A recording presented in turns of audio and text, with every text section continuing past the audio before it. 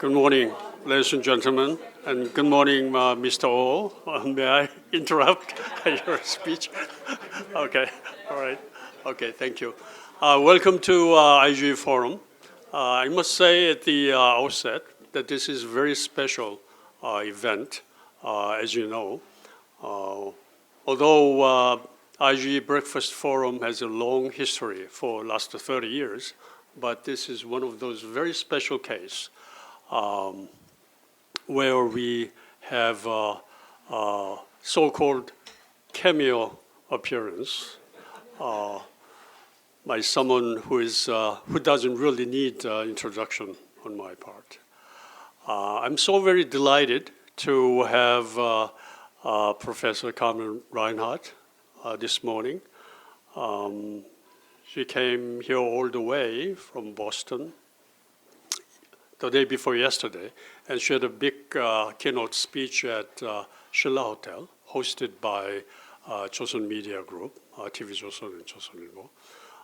And then she was going to leave actually today, but thanks to her friendship, if you like, she was very happy to be with us this morning. So I'm so grateful for her kindness this morning. Perhaps I may say a few words about Carmen's distinguished credentials, but you know all of those remarkable achievements she has made over the years. Professor Reinhart is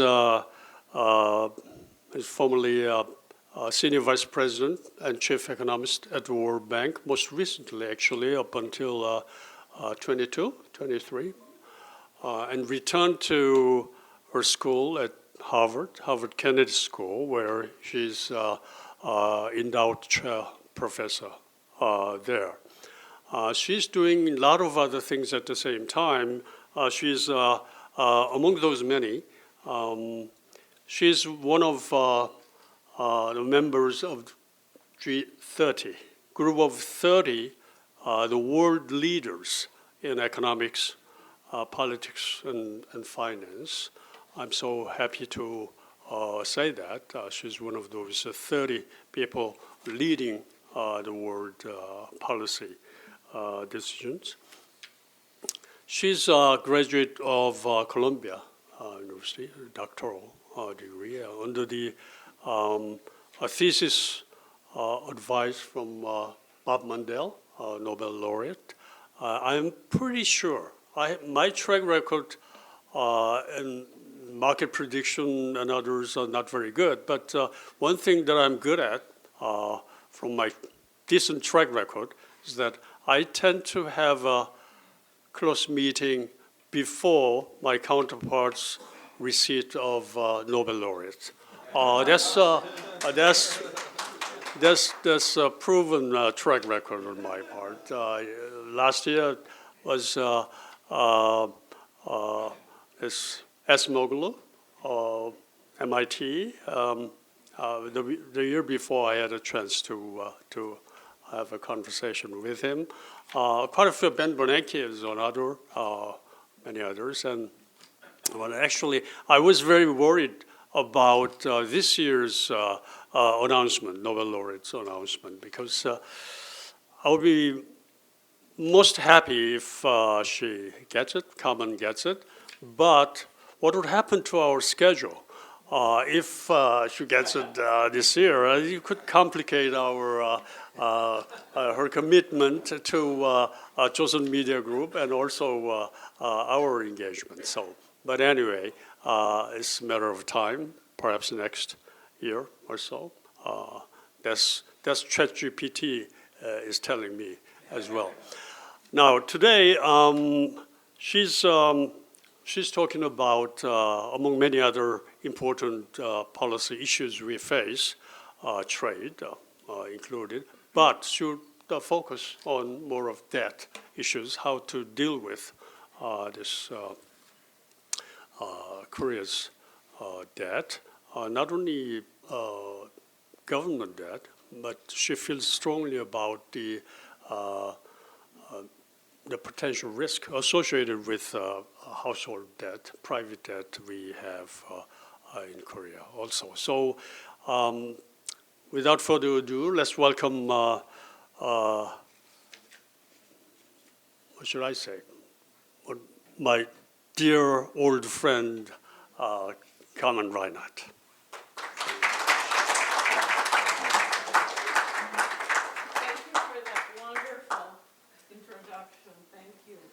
I hope he's right, but, you know, I'm not holding my breath, okay? It's a real pleasure to be here. I think the last time I was here was 2018, right? Yeah.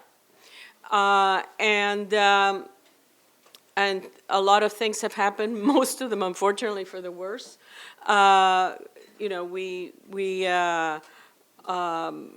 yeah, the talk I gave yesterday focused on a range of uncertainties regarding, you know, trade, challenges to growth, of course, demographic issues, and then turn to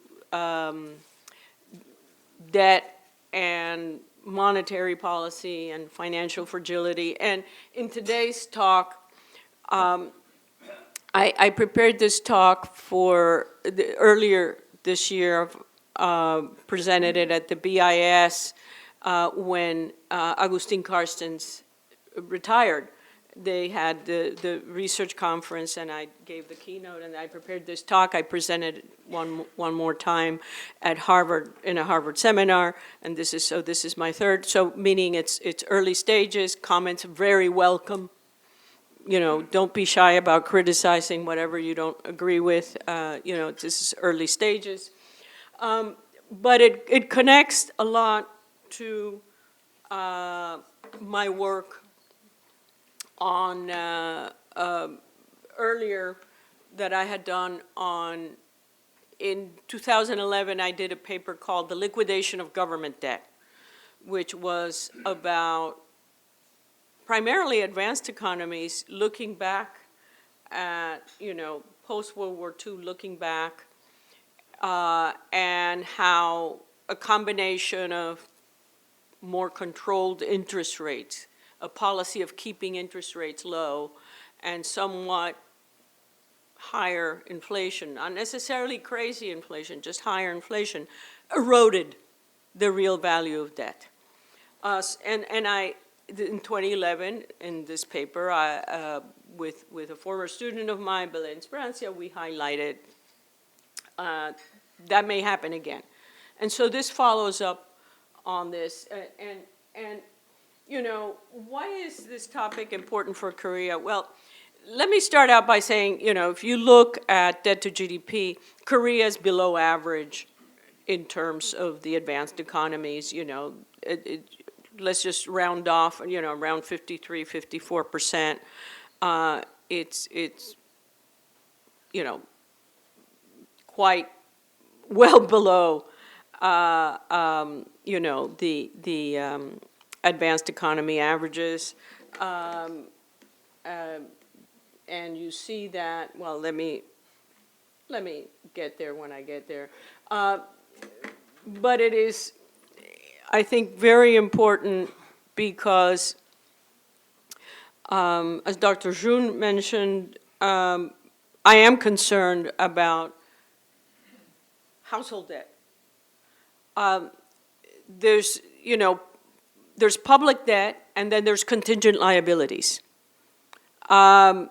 And what I always like to remind, you know, in cases where, like Korea, debt is low, but private debt is high, is that if you go back to the run-up to the global financial crisis, you know, people think, well, you know, the countries that got into trouble, you know, they had high debt.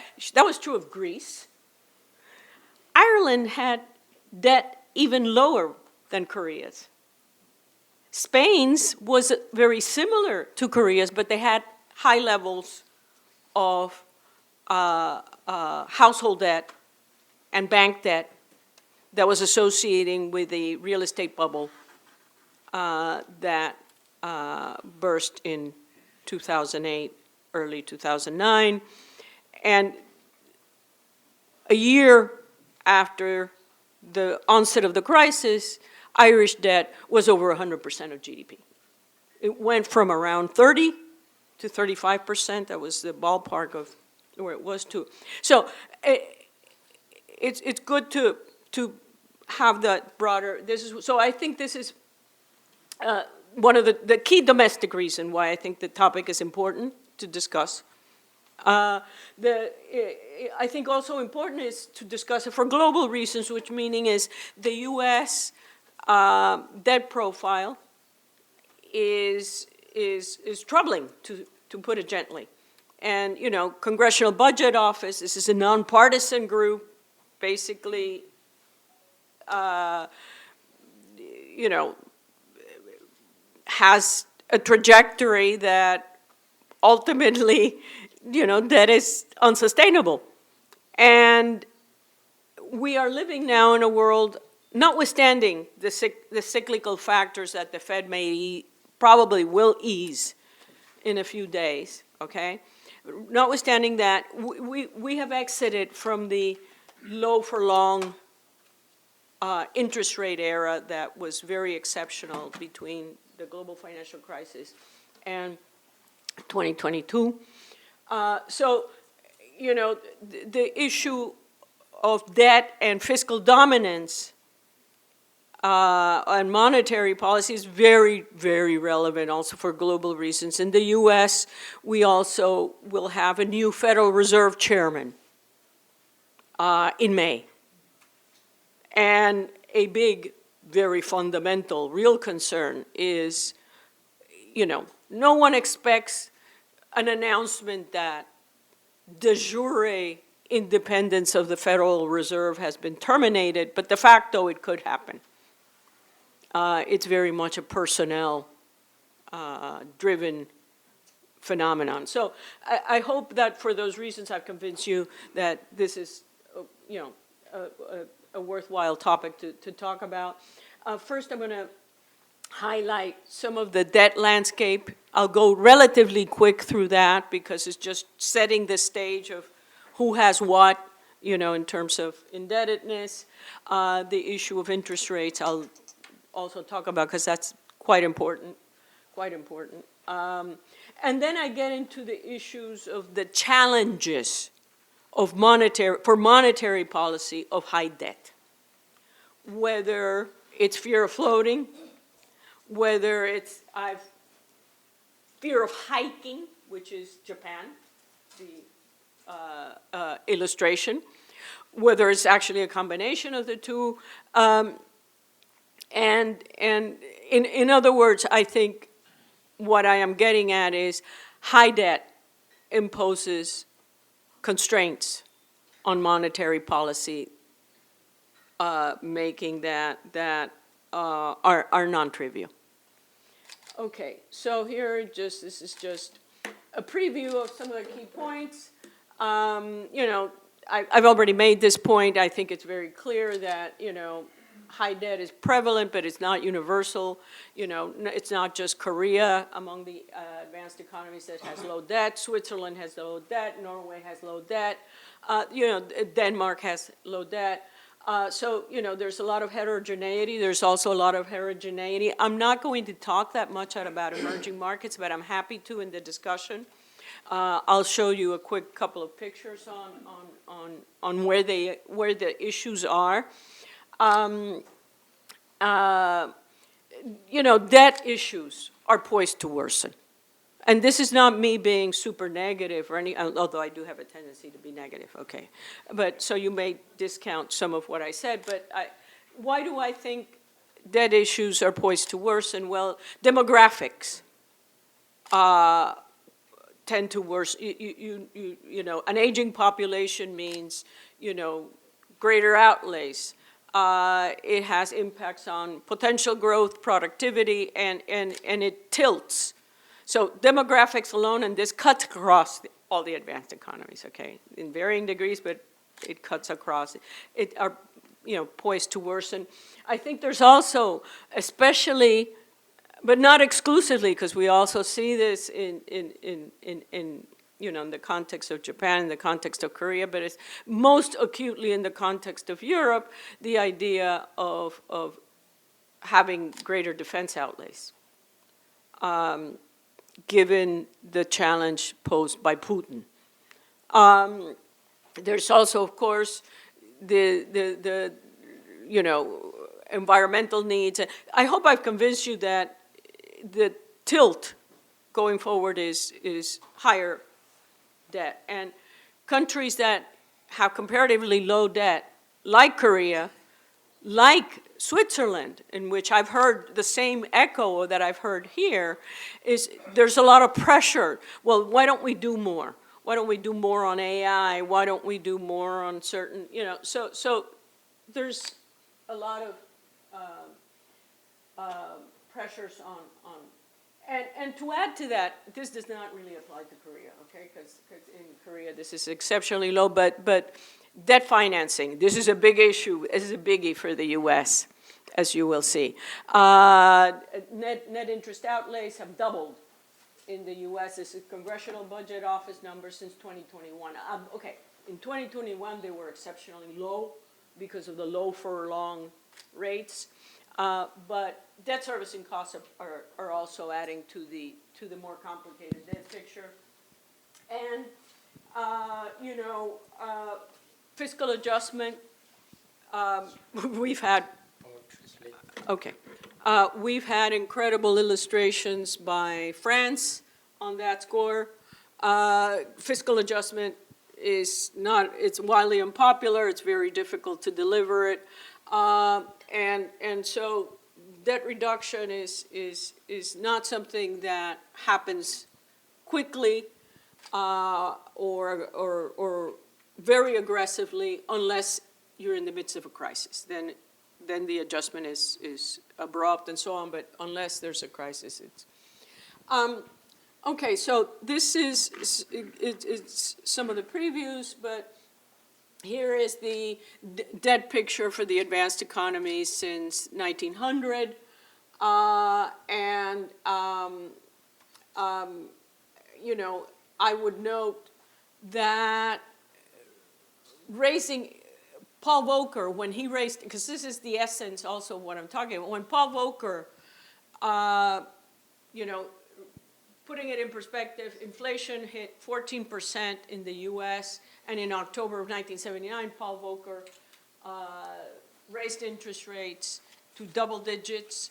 Real interest rates rose to their highest level since the 1930s, but at that time, this is where debt was. And so the pressures in the aftermath of the inflation spike and the aftermath of the Fed tightening, the implications for debt servicing of the higher rates are very different. And what's even worse is if the previous graph, looked troubling, if the previous graph looked troubling,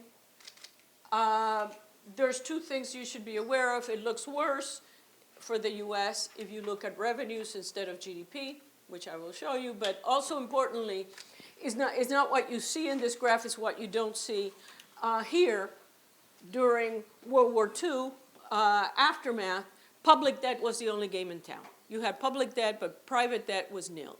Corporate debt was very low. Household debt was, not even 20% of GDP.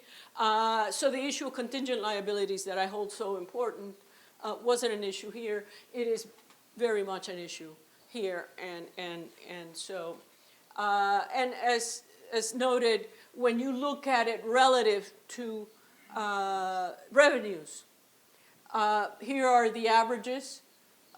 Now, Korea, which does better than the average, debt to GDP, does slightly worse than the average when it's debt to revenues. However, let me say that Japan's ratio is emerging market, significantly worse than the emerging market. And the US is pushing in on that same territory. This is the picture for the larger emerging markets. And the only point I am making is that the rise in debt in emerging markets, people point to, COVID. It was underway before COVID because when commodity prices collapsed in 2015 and China's growth slowed, this had an enormous impact on emerging markets. And you had a big debt buildup, and then, of course, COVID added another round. And the general point is, again, there's heterogeneity, but the talk is not primarily focused on emerging market, but it's important to note that the issues are also quite relevant there. And advanced economies have seen an increase, notably the US, but also others, in debt servicing costs. But the biggest challenge to debt servicing, which is why we have seen many new defaults, especially in the lower income tier countries, or near defaults. By near defaults, I mean Pakistan in 2 years ago, and the actual defaults have increased during this period. Is also importantly driven by higher debt servicing costs. And this brings me to the role of interest rates. What this chart shows is, again, from 1900, the long history of short rates. And this is from before 1914 is the Bank of England policy rate. Then it's after World War I, it is the US discount rate, and beginning in the 1950s, the federal funds rate. In real terms, so is the interest rate minus inflation. And the point I'm making here is the unusually low for long era of negative ex-post real interest rates, sustained negative real interest rates, is the exception, not the rule. And here you had negative interest rates. This was a war. And so you had, we know during wars, central banks finance wars. The concept of central bank independence during a major war is not. This is World War I, World War II, the notorious inflationary 1970s, and the low for long era, which ended not in Korea, but definitely in the US and most of Europe with an inflation spike that we hadn't seen in 50 years, right? Because you remember, to put it in perspective, US inflation hit almost 9%. And so, you have now an exit, which again, notwithstanding that I think cyclically we're going to see the Fed lower the federal funds rate very soon, the era of ultra negative real interest rates is behind us. And, people often wonder, well, what has been you showed these debt buildups. We've seen debt buildups in the past. How do you work down debt? And the answer to that is there's no silver bullet. There is no silver bullet. Most of the items on this list are economically or politically or both unappealing, right? It is, the only one that people jump to is, we'll grow our way out of it. That's aspirational. That's not policy. Historically, most of the debt reduction efforts have not been achieved because we grew our way out of it. And now the latest is, of course, the view that maybe AI will bail us out and that economic growth will be the route to debt reduction. I don't attach much stock to that view. Yesterday in my presentation, I talked a little more about the AI. Basically, imagine a chart, I'm happy to send it to you, in which you have real per capita GDP of the US for 225 years.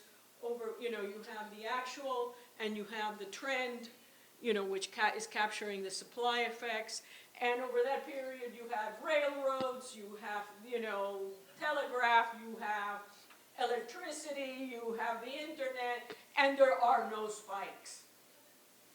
That actually the largest deviations from trend occurred during the Great Depression, and it was not, if you see that chart, you couldn't pick out where those technological innovations actually took place. So maybe this time it's different, right? Maybe AI will, anyway, but this gets us to the heart of what I, want to, how much do I have left, just so I? 20 minutes. Okay, very good. Okay, so this is, I already mentioned the issue of fiscal dominance. And, if you have high debt, there's a bias to financial repression. And financial repression, people think of it as extreme, right? But it can be quite subtle, right? Financial regulation in the US and in Europe in particular, because these were the areas most hit by the global financial crisis. Financial regulation played an important role in financial repression. So in terms of, there are two types of banking crises, that Ken Rogoff and I have, and Graciela Kaminsky in my early work on the twin crises have examined through the years. One is the doom loop variety in which, oh, sorry, yeah. I gesture a lot. I once a former professor of mine who watched me lecture with a pointer said, you're going to blind somebody if you, the way you use it. But there are two types of crises. One is more a financially repressed case, which is the government has stuffed a lot of debt in the banks. And this was a big concern in Italy. It has also been a concern in Japan. So you're going to see the actual numbers, so you can judge for yourself. But a lot of the QE in Europe, the QE of the ECB was to try to clean up the balance sheets somewhat of the banks to reduce their exposure to a doom loop. Just to be clear, the doom loop is, the banks hold a lot of government debt. If the government gets into trouble and there's heightened credit risk or they have to raise interest rates, the banks take losses. If the losses are sufficiently big, the government has to recapitalize them, which makes the debt problem worse, which makes them, so you get the picture. And then there are your classic, which is what I'm most concerned about in the context of Korea, which are private-led financial crises, meaning it's, whether it's corporate debt or household debt, that, you start with an asset bubble, not always, but often, historically, that leads to a debt, it's associated with the debt buildup and is associated with mounting non-performing assets. And then I'm going to discuss the issue of fear of floating and fear of hiking. And there I'm going to rely heavily also on the recent experience of Japan, because we've seen both. But I'm not picking on Japan, is that Japan has, for the longest period, the highest debt levels. So if we're going to look for a place where one can see what the effects on monetary policy of very high debt have been, this is the place to start. So that is the motivation there, just to be clear. And we have seen evidence of both the fear of floating and fear of hiking in the context of monetary policy. And then this is one that I know Korea has always sort of, there's a concern of a sudden stop. What do I mean a sudden stop? Capital flow reversal, abrupt capital. But let me say this because it's been in the press all the time. In the recent past, there's so much talk about the weakening won and the won weakness and capital outflows and won weakness that when I said, let me look at the data, the won weakness is, yes, is weakened. But if you look at any metric of any definition of a currency crash, say a standard one, is year-over-year depreciation of 15% or greater. Not even close. The depreciation year-on-year is 5 to 6%. Okay, so that's still in the realm of, I know Korea is not an example of freely floating. It's a managed floating, but that is still consistent with a managed floating. I think what I would highlight, this is just a brief digression, but I had to talk about this when I defined sudden stop and capital outflows, is that when we exited the era of low for long interest rates, we also exited the era of exceptionally low volatility in fixed income and currency markets.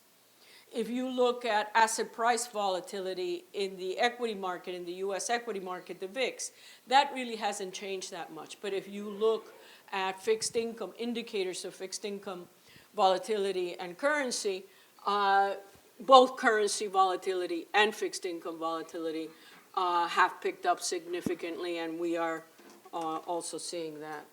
Okay, now, just in terms of caveats, I won't dwell on this. The one is, issues of, I get pushback on the financial repression interpretation by, issues of observational equivalence, meaning if you introduce regulation, say Basel type regulation that increases, how much financial institutions hold in government debt. Are you going to call that financial repression, or are you going to call that macroprudential? They're observationally equivalent, okay? Now, you can still call it macroprudential, but the fact is they're holding more government debt. And because they have to hold more government debt, it increases, it expands the captive audience. And this is something that I will go back to later. And then, and here I'm not going to spend too much time, we've pretty much discussed the issue of fiscal dominance.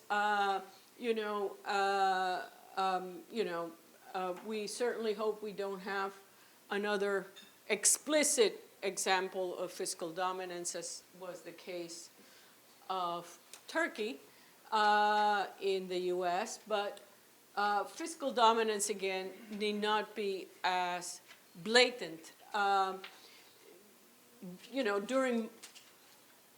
Through the 70s, the Federal Reserve's independence was quite limited and very much attuned with the Treasury setting the stage. And what I'm getting at is that the central bank independence really begins with Paul Volcker.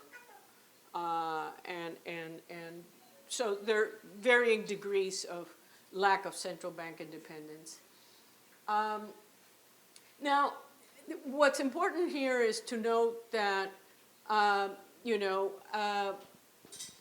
one of the points that I will be highlighting is that as public debt increases, so does central bank holdings of debt. And so it's not surprising that, in the case of Korea, in the case of Switzerland, in the case of Norway and Denmark, the balance sheet, central bank balance sheets have remained small. But what I would like to highlight is, what I'd like to highlight is that if you look at the average central bank balance sheet, we went from less than 5% of GDP to around 20% of GDP. Central bank balance sheets got very big.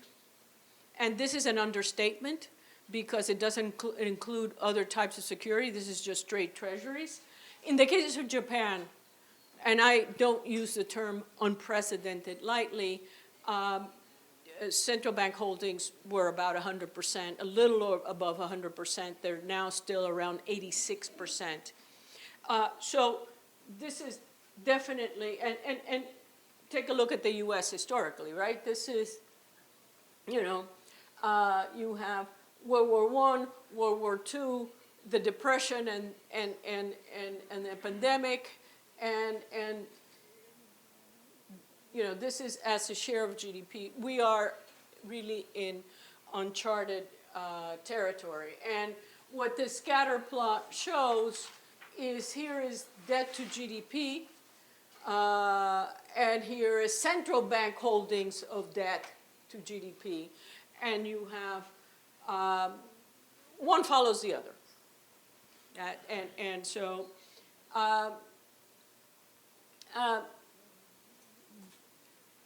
the point being fiscal dominance may not be always so explicit, not always so, clear cut as, in the case of Turkey, you had, 4 or 5 successive central bank governors that were politically appointed. It's not always that obvious, but it's there. Now you may wonder where I am going with the other part of fiscal dominance / financial repression. Here, what I'd like to do is just highlight how the size, how the official sector, i.e. domestic central banks, foreign central banks, and other official institutions have increasingly been a driver behind the decline in real interest rates. If you listen to a lot of the narrative on why interest rates were low, you often heard, secular stagnation, you heard demographics, you heard lack of productivity. What was, I think, left out of that narrative is that central bank holdings were doing a lot to keep rates low. And my follow-up on that is, unless, again, we lose the anchor of central bank independence altogether, the room to do this is no longer there. That is to say, central banks, whether it's the BOJ, again, remember, Korea's actual holdings of government debt are nil.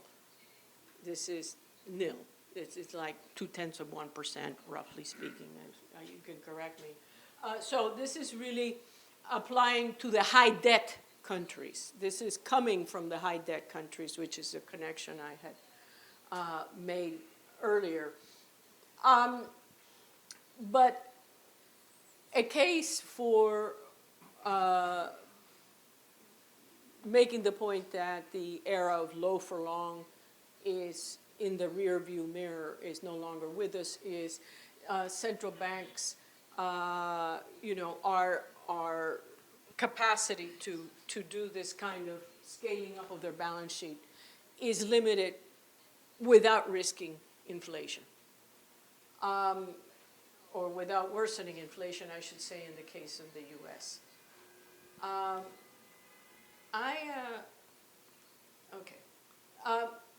One last point on the regulation. I mentioned earlier that part of financial repression is not just what the central bank holds, but getting financial institutions to hold more government debt.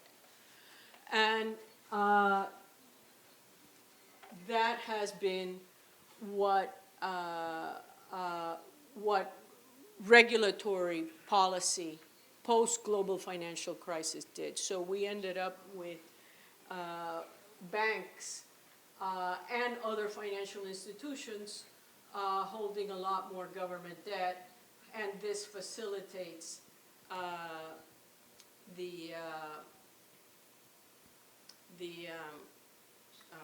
I'm having a difficult time. Maybe. Okay, let's see. Can you change it? Okay, very good. All right. So I made the point that financial macroprudential regulation in the form of BAL and the higher levels of government debt got, you had central banks buying more debt, but also financial institutions buying more debt. And this increases significantly the odds of a doom loop. And here is,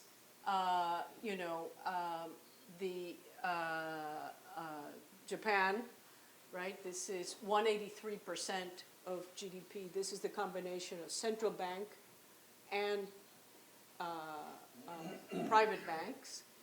But, if you look at private banks, you have Japan on a league of its own, and then there's also concerns about Greece. So why, if Korea's doom loop risks are, below average, banks don't hold a lot of government debt, what is troubling about this slide? Well, this part is troubling, which is goes back to the issue of the high level of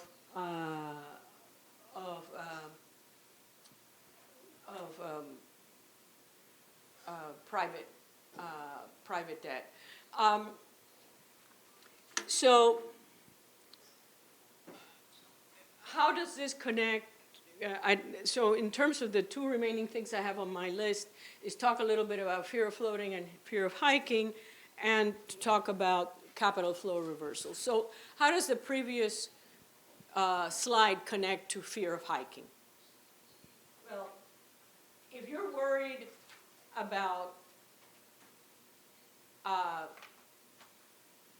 the consequences of raising interest rates, if the debt is held by banks, this inflicts significant capital losses on the banks.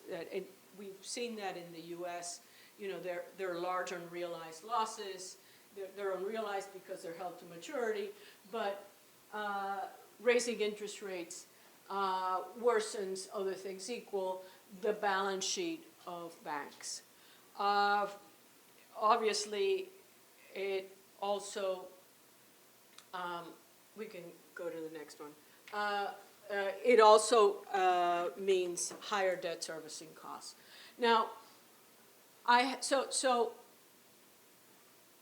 when one interprets the reluctance of the BOJ to raise interest rates, one has to put it in the context that A, they are worried about, given the levels of debt, increasing the debt servicing burden of the government, and B, that given the large holdings of government debt by the financial institutions, that the capital losses are significant. In other words, that the doom loop can be activated.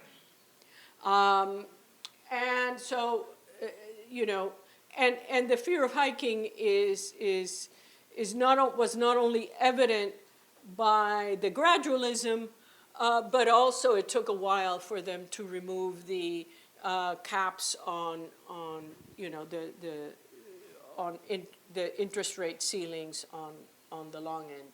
If one can,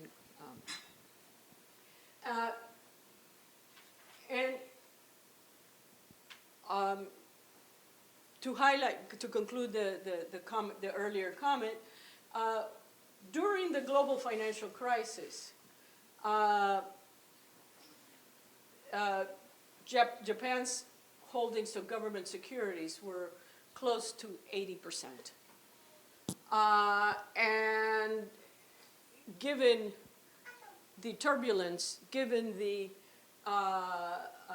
incidence of banking crisis in Europe and the US, this was a time where the BOJ decides they have to de-risk the banks and start taking on the large-scale purchases onto their balance sheet.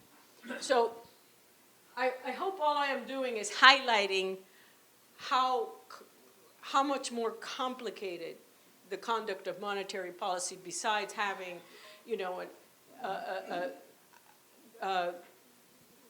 output gap, inflation targets. You also have to worry about all kinds of costs for the government, liquidity, and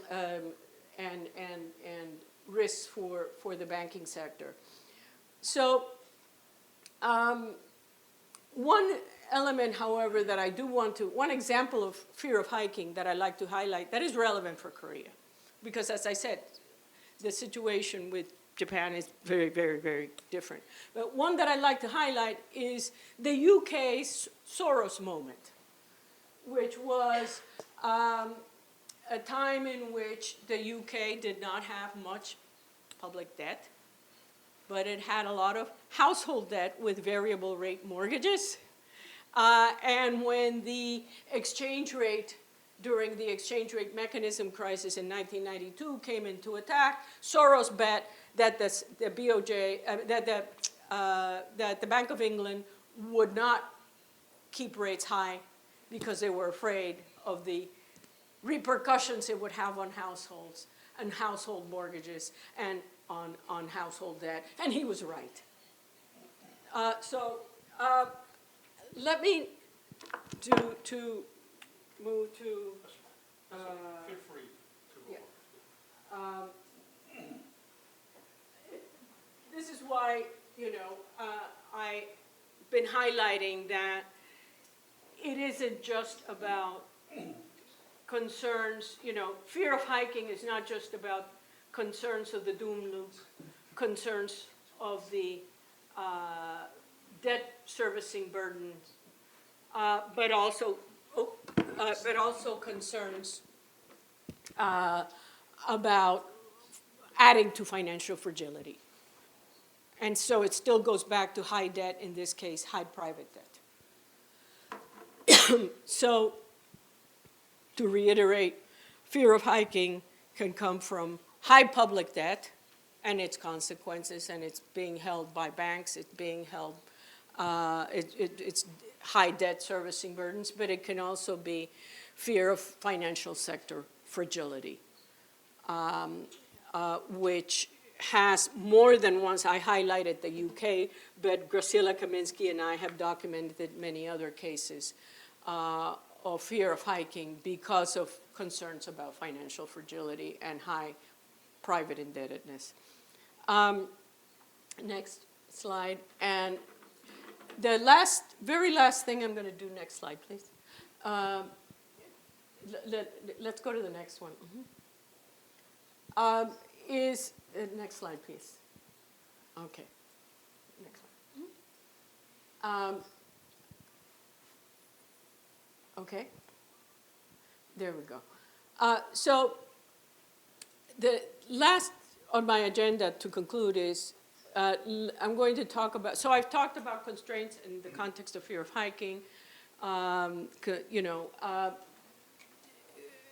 would like now to talk about the recurring complication associated with fear of capital flow reversals. The easiest connection with fear of capital flow reversals is when the foreign or the rest of the world holds a large share of government debt.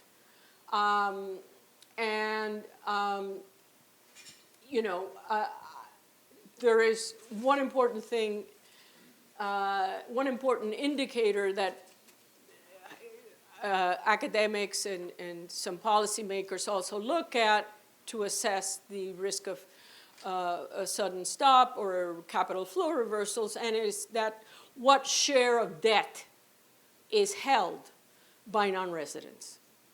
However, what I'd like to do is introduce a variation on that. Because if your share of debt to GDP is low, as is the case of Korea, the share of debt held by non-residents is going to look larger than the share of debt relative to GDP. Because, so for the countries where debt is low, this measure overstates the exposure to the rest of the world. And a percent of GDP is the more reasonable estimate of true exposure. If you really, let us remember that the global financial crisis hit the periphery countries of Europe, the hardest, Ireland, Spain, Portugal. Look at these ratios, okay? So next slide, please. So, okay, let's go back to this one. Let me say that what I meant to add here is that should Korea be, complacent about a sudden stop? Absolutely not. Nobody should be complacent about a sudden stop. The U.S. should be worried about a sudden stop. They don't, but they should. It's just that it's less likely to come in the draconian way that it did during the global financial crisis. Certainly in the less draconian way that it did during the Asian crisis, in which the composition of public debt itself was heavily skewed towards external debt vis-a-vis domestic debt, which is where we are today. What the focus of a concern about a sudden stop in Korea would take the form of worrying about rollover risk in the private sector, much more so than in the, and now we can go to the final slide and I'll stop. Okay. Okay. Thank you very much.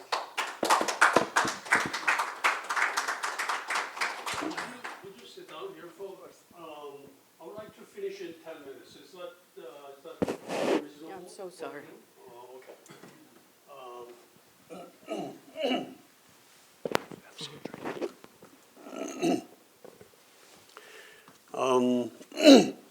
Sorry. Thank you very much for your brilliant kind of prelude to your future Nobel lecture. That is good news, but at the same time, it may be tough news for some of us because this is a group of academia, policymakers, business people, diplomats, and it's a mixture of different background and their main business.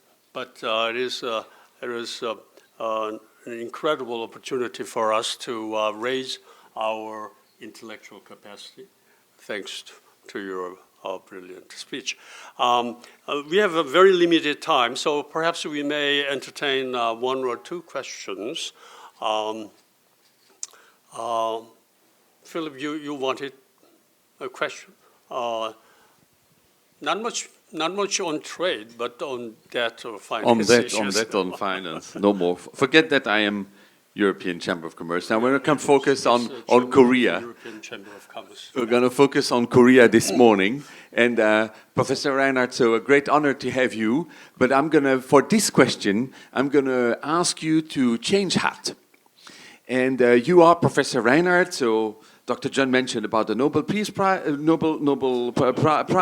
but peace, it's also about peace. Trade is also about related, peace, yeah. but all related. And now I'm going to turn you into Advisor Carmen. Advisor Carmen is advising the largest pension fund of Korea, NPS, the Bank of Korea. And we're talking about financial repression, what you talked about us this morning. And if I am the NPS, I would be terribly worried because of my holdings in US Treasuries and because of the massive investments of Korea in US Treasuries and in US govies in general. So you mentioned a lot about Korea from the domestic debt, private debt and so on, and I share all your point, but I am actually also sort of getting concerned about what should Korea do, because the balance of payments has a surplus, because it goes very well for the Korean economy, despite everything that we say. Yep. What is Advisor Carmen saying to the NPS and the BOK? And I do that with a big smile because Chairman John was NPS, so a difficult question. I'm sorry. No, but in a nutshell, in a nutshell, you should be worried, and diversification is a good idea. There are always fads, fashions, the so-called now debasement trade. I'm not really talking about something trendy, but if you look at official holdings, if you look at also central banks over the very long run, reserves used to be dominated by gold.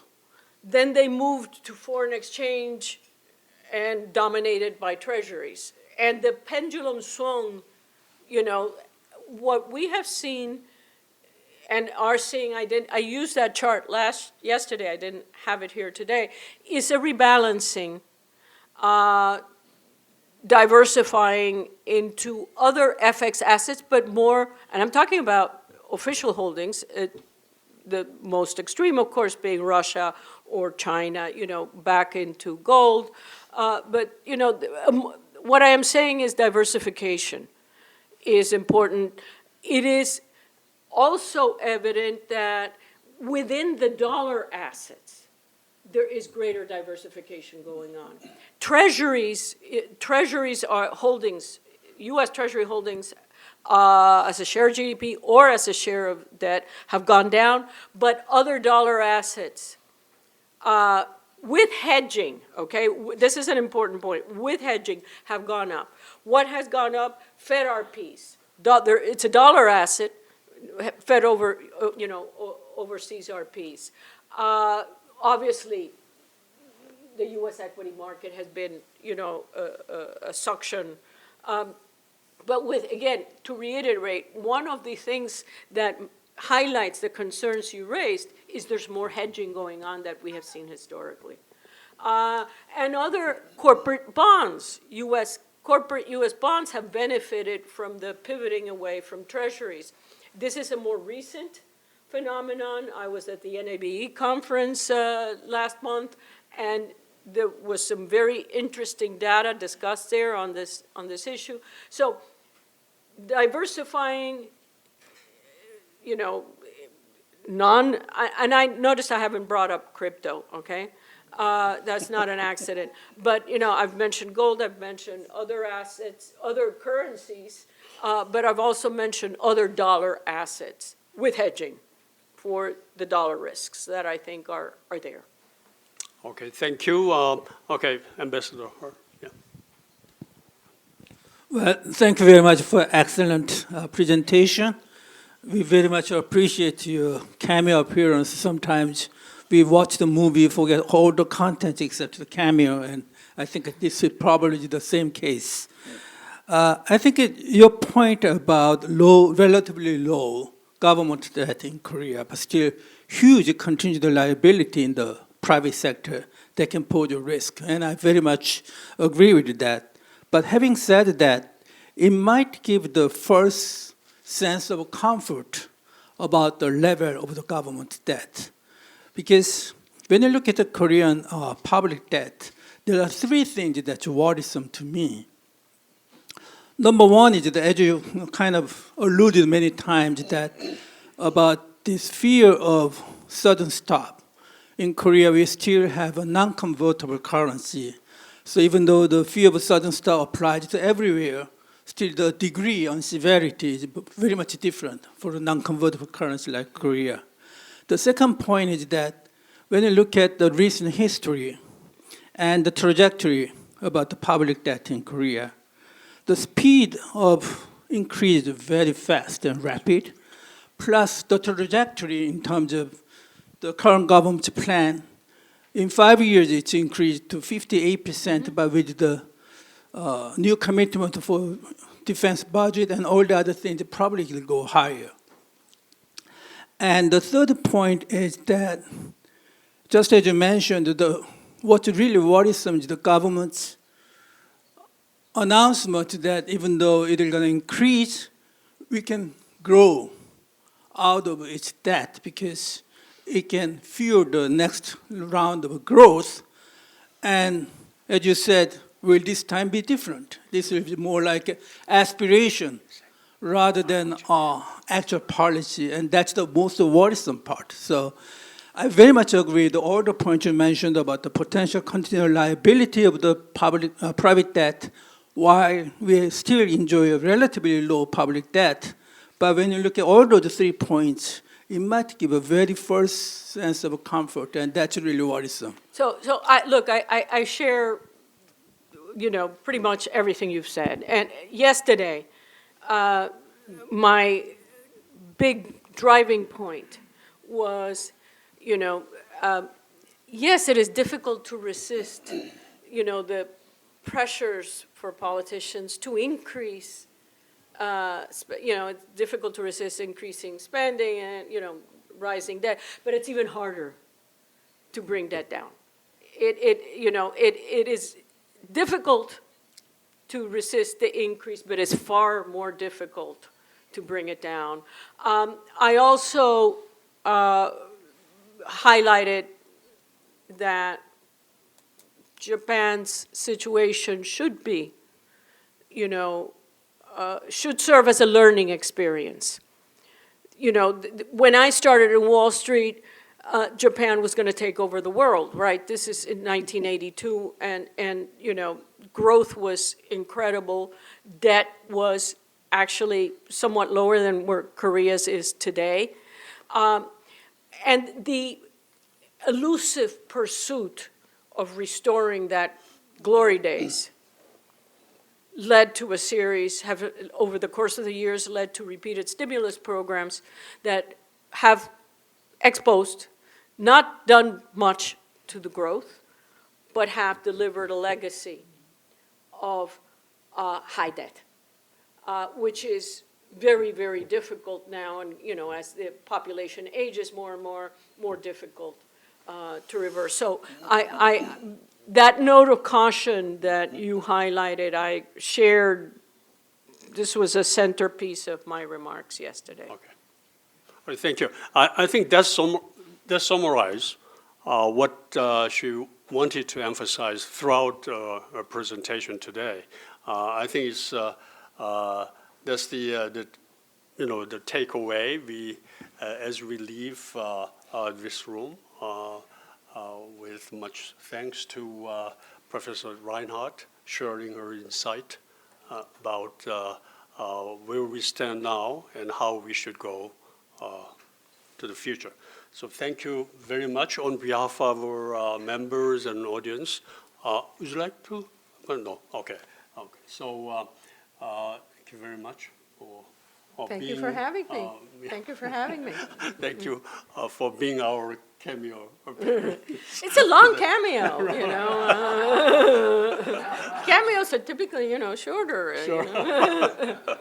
Long camera. Okay. Thank you very much. Please join me. Yeah. Thank you. Absolutely great. Okay. Thank you.